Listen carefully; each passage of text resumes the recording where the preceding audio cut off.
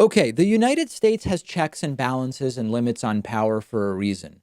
Well, actually, for many different reasons. But one reason that we have checks and balances and restrictions on power is that we want to prevent a president from becoming tyrannical. Now, I'm not playing coy in any sense. I'm using a word that sometimes the right uses, but in essence, you want to have a system that would not allow a president, if they so desired, to become tyrants or total authoritarians or autocrats. And one of those separations is that the president is separate from the Justice Department. The president decides who is the attorney general, yes, but the president is not meant to get involved in or attempt to interfere in or direct particular actions of the Justice Department. This includes investigations, this includes recommendations on prosecutions, and everything else that would sort of follow from that.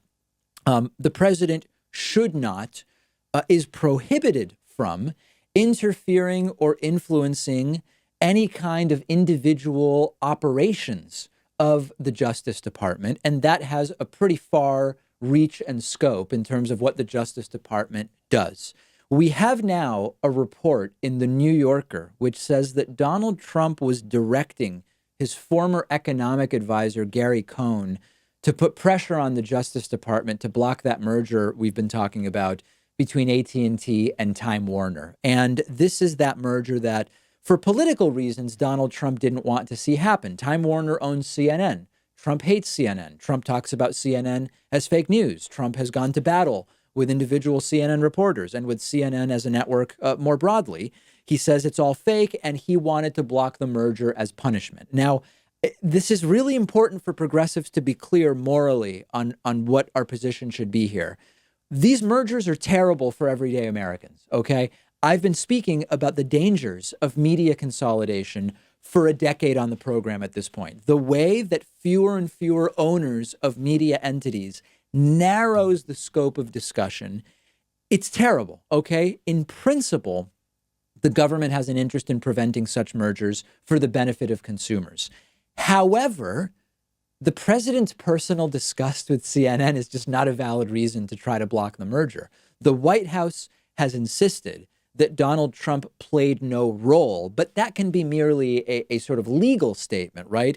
In no particular tangible legal way did Trump play a role in the decision. But this report is very specific, and it says that in 2017, Donald Trump got on the phone with Gary Cohn and his then chief of staff, John Kelly, brought them into the Oval Office to, quote, make sure that the Justice Department would file a lawsuit to stop the merger from happening. One reported quote from Donald Trump to John Kelly: "I've been telling Cohn to get this lawsuit filed and nothing's happened. I've mentioned it 50 times and nothing's happened. I want to make sure it's filed. I want that deal blocked." Now, to his credit, Gary Cohn reportedly refused to bow to pressure from Trump and said it would be, quote, highly improper, which is true. And that's the right thing for Gary Cohn to do. In fact, Gary Cohn was reportedly so mad that he said to John Kelly, "Don't you effing dare call the Justice Department. We are not going to do business that way." John Kelly has been asked about this report, has declined to comment.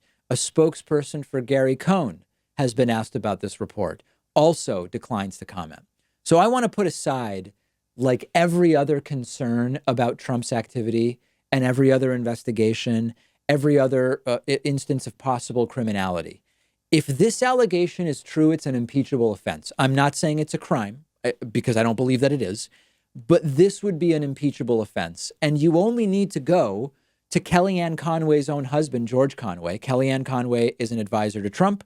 Her husband, George Conway, tweeted, quote, "If proven, such an attempt to use presidential authority to seek retribution for the exercise of First Amendment rights would unquestionably be grounds for impeachment."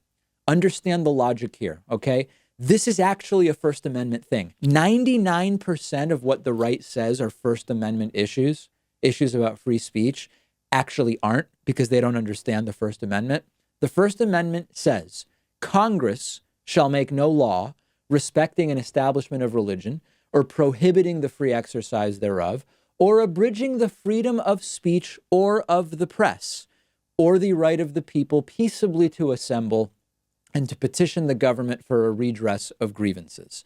If the government, meaning the executive, the executive branch, Donald Trump, is putting pressure on the Justice Department, also the government, to punish a corporation for the way that they use their right to speech, which happens to be something Trump doesn't like, it is a violation of the First Amendment, period.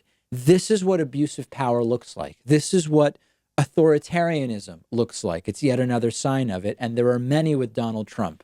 We know he loves authoritarians, and he seems to dislike a lot of our Democratic allies. He slams the media as the enemy of the people.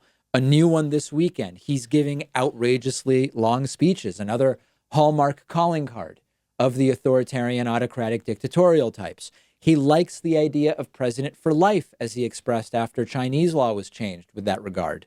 Attacks the court system when he doesn't like their decisions. The problem is the judges, very authoritarian.